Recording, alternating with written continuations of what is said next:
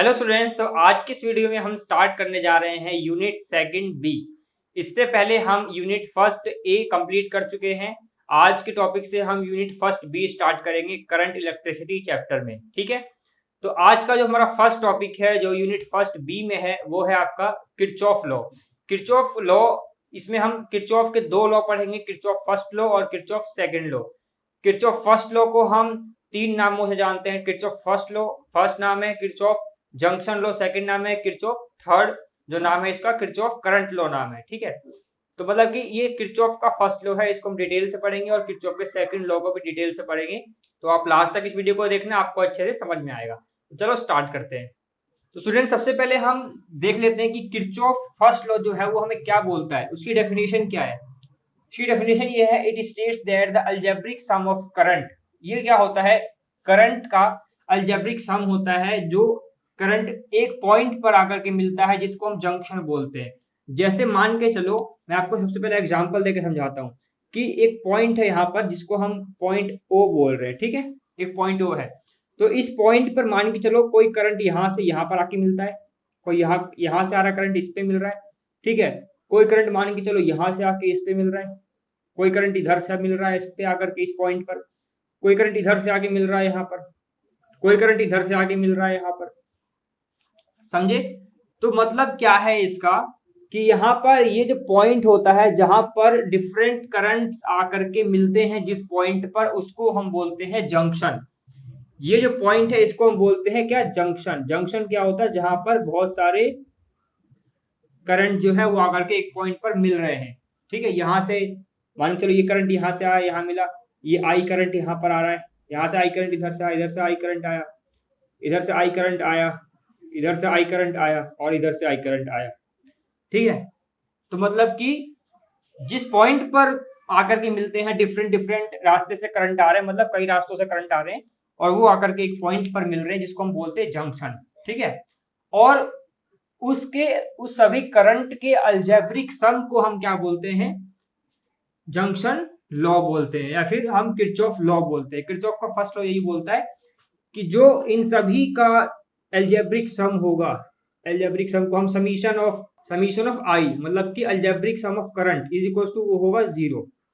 मतलब कि सभी का जब हम अलजेब्रिक सम निकालेंगे, इसकी कोई वैल्यू होगी, इसकी कुछ वैल्यू होगी, है ना, इसकी कुछ वैल्यू होगी, मतलब सबकी वैल्यू कुछ ना कुछ तो होगी। ठीक है, तो इन सब का अब हम अलजेब्रिक सम करेंगे ना, इनको हम सम करेंगे इनका, तो वो होगा जीरो। इसको हम बोलते हैं जंक्शन लॉ, या फिर हम बोलते हैं किरचॉफ फर्स्ट लॉ। ठीक है, किरचॉफ फर्स्ट लॉ यही बोलता है हमें, it states that it is the algebraic sum of current. ये क्या होता है, अलजेब्रिक सम ऑफ करंट होता है मीटिंग एट ए पॉइंट, एक पॉइंट पर जो मीट होता है जिसको हम जंक्शन बोलते हैं, इज इक्वल्स टू जीरो। ठीक है, वो क्या होता है, जीरो होता है। समझिए इस चीज को। आओ अब एक एग्जांपल देख के समझते हैं। सबसे पहले तो मैं बता दूं कि ये जो करंट है, ये इसके जब इसके जंक्शन पे मीट हो रहा है तो जंक्शन से वापस भी तो आ सकता है कोई करंट। जरूरी थोड़ी कि सारे करंट यहाँ पर इस पे मीट हो रहे होंगे। कोई करंट यहाँ पर ऐसा हो सकता है कि ये वाला करंट मान के चलो ये इधर से वापस आ रहा हो, इससे ऐसे आ रहा हो, ये वाला करंट भी आ रहा हो मान के लो वापस ऐसे यहाँ से, है ना।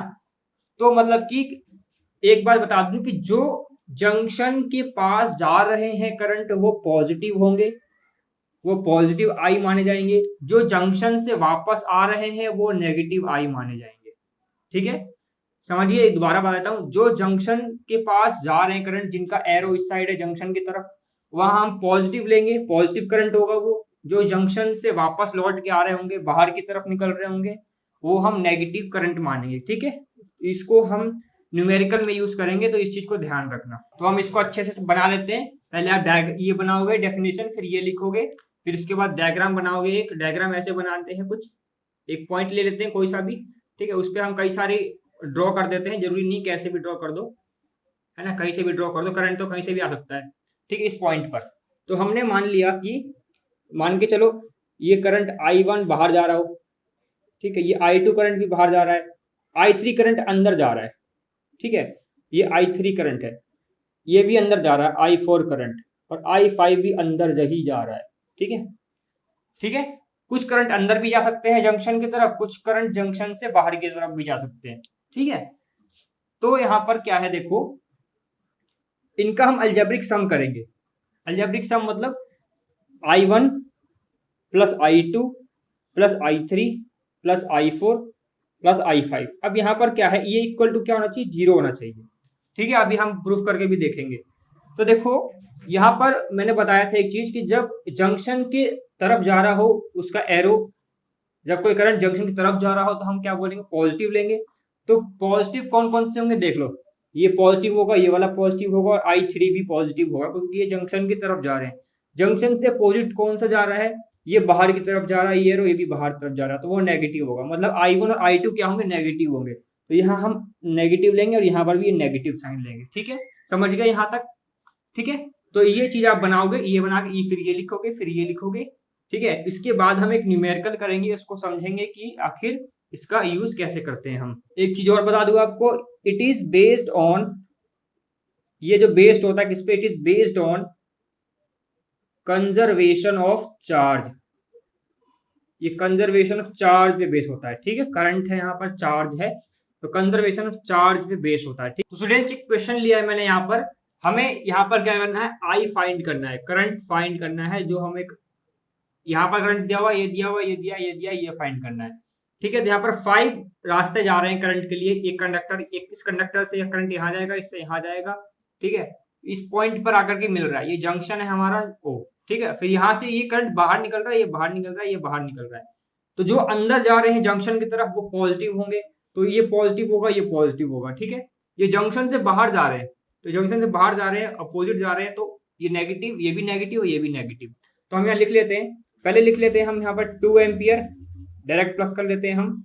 ठीक है, तो यहाँ पर हम ऐसा कर लेते हैं, 2 प्लस में ये भी 4 प्लस का होगा, ये नेगेटिव का हो जाएगा। ठीक है, तो यहाँ पर माइनस का, यहाँ माइनस का 1 लिखेंगे, ये वाला माइनस का 1, क्योंकि ये बाहर की तरफ जा रहा है जंक्शन से, ये भी बाहर जा रहा है, तो माइनस का 2 लिखेंगे। और यहाँ पर ये भी बाहर जा रहा है, तो यहाँ माइनस का I लिखेंगे। इज इक्वल टू क्या होना चाहिए, 0 होना चाहिए, क्योंकि अलजेब्रिक सम जो होता है वो 0 होता है, अभी भी बताया था मैंने इससे पहले, है ना।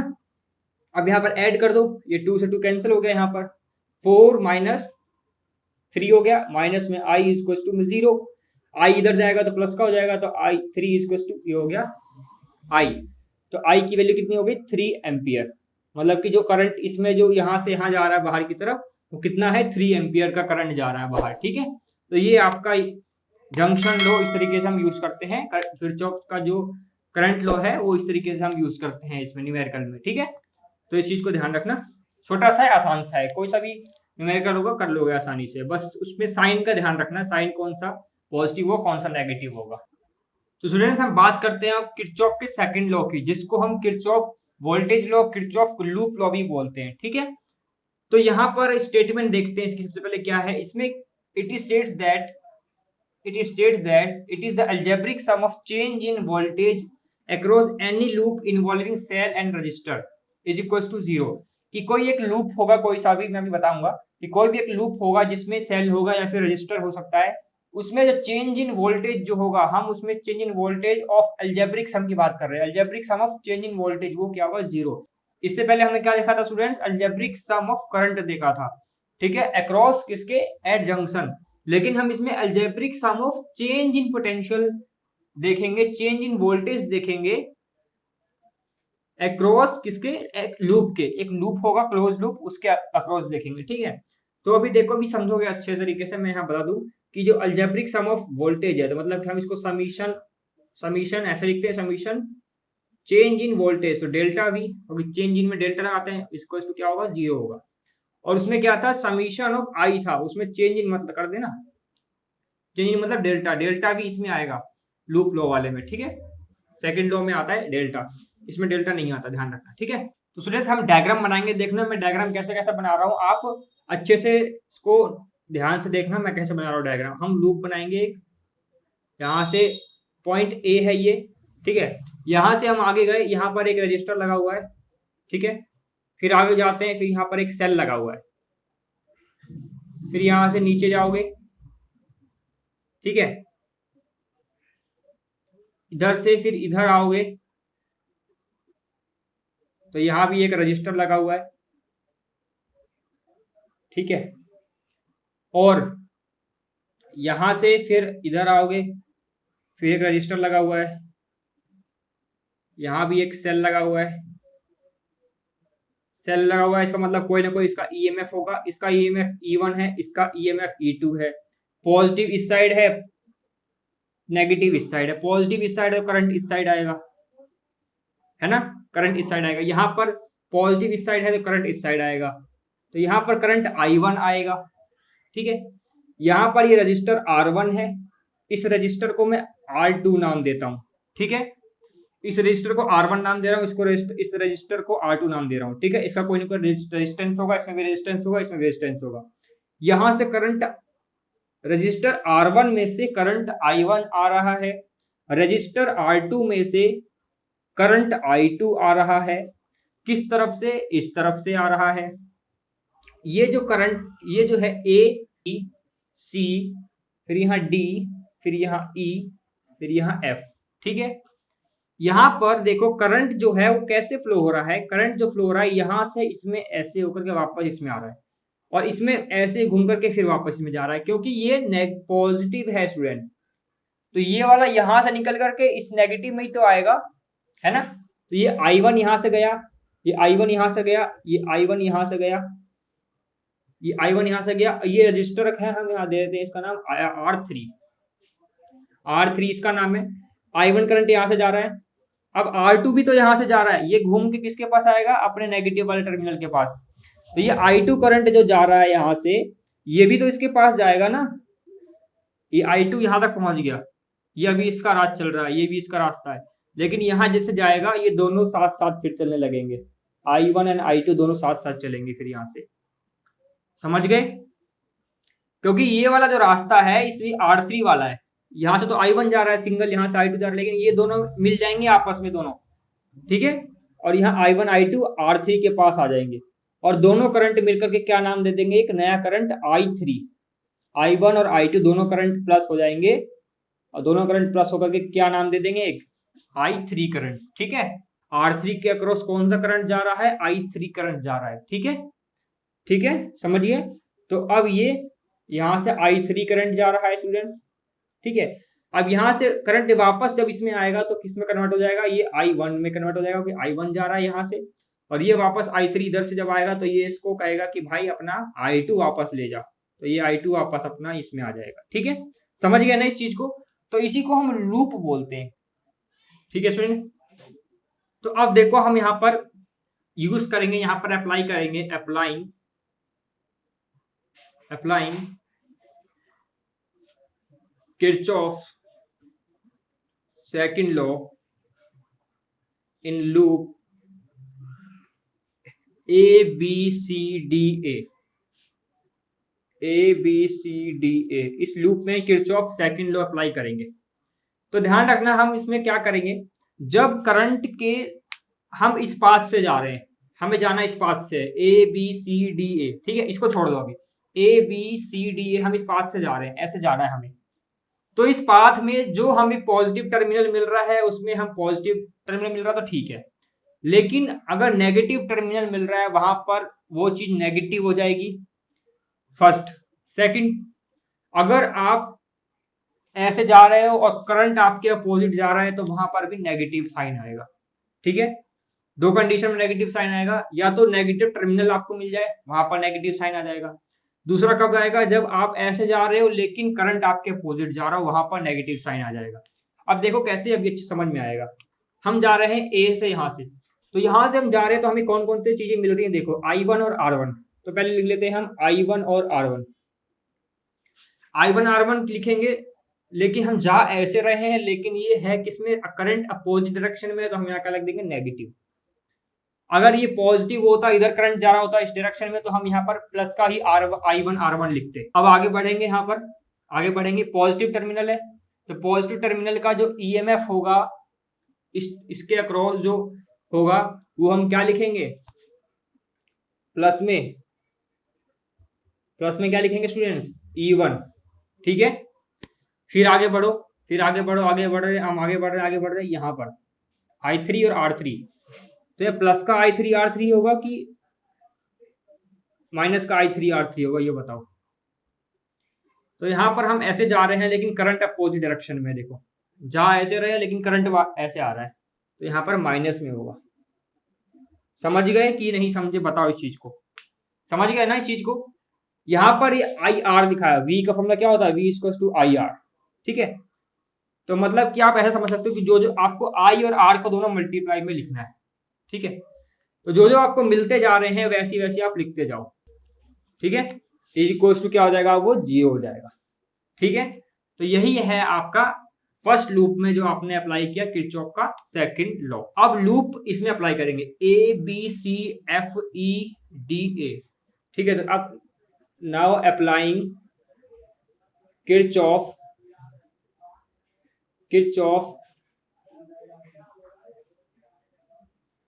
Second law in loop. Loop कौन सा है, अभी हमने इसमें अप्लाई किया, अब हम इस पूरे में अप्लाई करेंगे, इसमें A B C F F E D A. आप कुछ भी नाम दे सकते हो, कैसे भी, जरूरी नहीं है कि ऐसे ही नाम दिया मैंने तो आप भी ऐसे दोगे, ठीक है। बस आपको इसका ध्यान रखना है। ये समझ में आ गया ना, दोबारा बता दूं एक बार कि हमने यहां से गए, यहाँ पर आई मिला, R1 मिला, ठीक है। तो इसलिए हमने क्या कर दिया, I1 R1 लिख दिया। ये नेगेटिव, ये अपोजिट डायरेक्शन में जा रहा था इसलिए नेगेटिव लगा दिया हमने। फिर आगे बढ़े हम, पॉजिटिव टर्मिनल मिला और ईएमएफ हमारा जो है पॉजिटिव टर्मिनल का मिला, इसलिए हमने प्लस का E1 लिखा है। फिर आगे बढ़े हम इस लूप में जाना है हमें, इसलिए हम यहाँ से इसमें मुड़े। फिर यहाँ पर इस रजिस्टर के अक्रॉस जो करंट है I है और R3 है, I3 R3, तो दोनों मल्टीप्लाई होंगे, I3 R3। अब देखना हमें ये प्लस का होगा कि नेगेटिव का होगा। तो यहाँ पर ये हम ऐसे जा रहे हैं लेकिन करंट की डायरेक्शन इस साइड में, ठीक है। तो इस डायरेक्शन में है तो यहाँ पर नेगेटिव साइन आएगा, ठीक है। इसके बाद फिर यहाँ पर ए पर वापस पहुंच जाते हैं हम, इज फिर 0 हो जाएगा, ठीक है। समझ गए। सबसे पहले क्या करना है आपको, डायग्राम बनाने के बाद आपको ये बैटरी लगाने की सेल लगाने के बाद आपको साइन को ऐसे एरो के थ्रू आपको ऐसे डिनोट कर देना है, ठीक है, ताकि गलत ना हो आप उसके बाद आपका आंसर, ठीक है। अब हम देखो करते हैं अपना स्टार्ट। तो नेक्स्ट इसके बाद देखो हम यहां से कर रहे हैं स्टार्ट दोबारा से, I1 R1 दोबारा होगा, I1 R1। ये क्या होगा स्टूडेंट्स, ये नेगेटिव में होगा क्योंकि यहाँ पर करंट जो है अपोजिट डायरेक्शन में जा रहा है। फिर आगे बढ़ोगे क्या मिलेगा आपको, प्लस का ईएमएफ मिल रहा है, तो प्लस का ईएमएफ E1। फिर यहाँ बढ़े हम, आगे बढ़े, अब इधर तो नहीं जाना, हमें आगे ही जाना है, आगे बढ़े। फिर यहाँ मिल गया ये E2, ईएमएफ मिल गया हमको, ईएमएफ और I1 R1 I और R देखना है हमें, ठीक है। E2 मिल गया, ईएमएफ मिल गया। अब ईएमएफ में मिला है जो E2 वो नेगेटिव होगा प्लस का होगा, देखो हमें यहां से मिला है नेगेटिव टर्मिनल पहले, तो यहाँ पर नेगेटिव साइन आएगा, ठीक है। फिर आगे बढ़ोगे, फिर रजिस्टर मिल गया, रजिस्टर R2 और करंट इसमें जा रहा है, करंट निकल रहा है कौन सा, I2। अब हम भी इधर से जा रहे हैं, करंट भी इस साइड ही जा रहा है, देख लो है ना, करंट भी इस साइड ही जा रहा है, तो ये क्या होगा, प्लस होगा, ऐड होगा, ठीक है। क्या लिखेंगे फिर यहाँ पर I2 R2, ठीक है। आसान है ना, समझ में आ गया ना। अब यहां से सीधा हम जाएंगे कहां पर, ए में, EDA, ठीक है, बीच में कुछ भी नहीं है यहाँ पर, ठीक है। तो बस आपका यहां तक है, इस क्वेश्चन में क्या लिख दोगे, फिर यहाँ पर 0 लिख दोगे, ठीक है। समझ में आ गया ना, इजी है ना बहुत, ठीक है। तो इस तरीके से हम करते हैं किरचॉफ का सेकंड लॉ, जिसको हम किरचॉफ वोल्टेज लॉ बोलते हैं, कि इसके across algebraic sum of voltage, ये अलजेब्रिक सम ऑफ वोल्टेज ही है, V इक्वल्स टू IR। ये भी EMF जो होता है E माइनस, ये जो है E माइनस IR, ठीक है। यहाँ पर कैपिटल R आएगा क्योंकि ये वाला है, तो ये वाला कैपिटल R लिख देंगे हम यहाँ पे। ये किसके इक्वल होता है, वोल्टेज के इक्वल होता है, ये पोटेंशियल तो होता है, पढ़ा हुआ भी है, वही चीज तो है, मतलब ये पोटेंशियल की ही बात हो रही है इसमें। तो पोटेंशियल का अलजेब्रिक सम जब हम करेंगे तो वो 0 आता है यहाँ पर, ठीक है। तो यही हमने इस लूप के द्वारा समझा है कि जो आपका किरचॉफ का वोल्टेज लॉ है यही कहता है कि इस लूप में कि जो अलजेब्रिक सम होता है वो क्या होता है, 0 होता है वोल्टेज में, ठीक है, वोल्टेज का।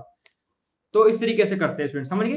तो इस डायग्राम को अच्छे से बनाना, उसके बाद इसमें जो एरो है, सबसे पहले एरो का ही मेन रोल है, एरो सही से लगाओगे तो आपका फिर यहाँ पर देख के आसानी से कर सकते हो, ठीक है। एक एक करके जहां जाते जाना है आपको उस लूप के अकॉर्डिंग, और फिर वहां पर आपको ये लिखते जाना है, ठीक है। तो यहाँ पर ये टॉपिक खत्म होता है। नेक्स्ट टॉपिक में हम मिलेंगे wheat stone bridge. Wheat stone bridge. ठीक है, व्हीट स्टोन ब्रिज एक बहुत इंपॉर्टेंट टॉपिक है। इंपॉर्टेंट टॉपिक तो ये भी था, ठीक है, ये भी इंपॉर्टेंट टॉपिक, मतलब कि जो यूनिट सेकंड बी में है सारे ही इंपॉर्टेंट टॉपिक हैं। ठीक है, इसमें 5 मार्क्स में 3 मार्क्स में क्वेश्चन पूछा ही जाता है हर बार इस टॉपिक में, इस यूनिट सेकंड बी में से। ठीक है, तो ये पूरी यूनिट बहुत इंपॉर्टेंट है, इसको ध्यान से समझना है। ठीक है, तो स्टूडेंट्स मिलेंगे फिर नेक्स्ट वीडियो में, तब तक के लिए पढ़ते रहो। Thank you for watching.